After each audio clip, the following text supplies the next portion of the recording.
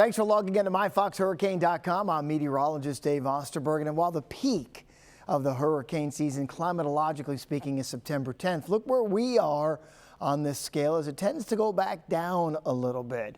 But there's also another little maximum sometimes that we can get into October. So we still have a solid month and a half left for sort of this peak activity. And even though the numbers of storms have been down, nobody's complaining right now. We just have about 6 to 8 more weeks before we can kind of slow things down with this hurricane season. But Gabrielle is out there, and it's almost a hurricane.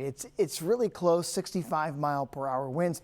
Here is the island nation of Bermuda, and we're confident now that not only is this going to miss the U.S., but it's also going to miss the island of Bermuda as it takes that turn to the north and then eventually to the northeast. Look at this boundary just kind of protecting the lower 48, and that will force Gabrielle to kind of make that turn. But it does look a little better on satellite than it did just a couple of days ago. Presentation-wise, this does have a chance to become a hurricane, but even if it does, again, it's not going to bother anybody. 65-mile-per-hour winds. Watch this hard right turn. And in fact, by the middle to kind of latter portion of this upcoming work week, it should be well out and into the North Atlantic. Anything behind it? Well, there is one area of interest, but right now we're looking at about a 30% chance for development.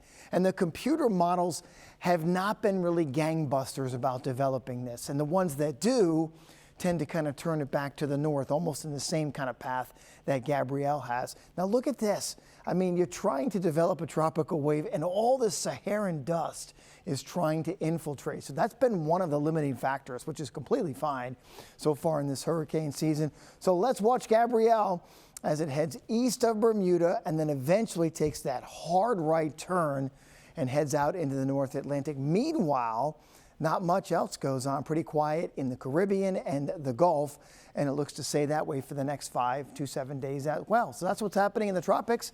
Have a magnificent Sunday.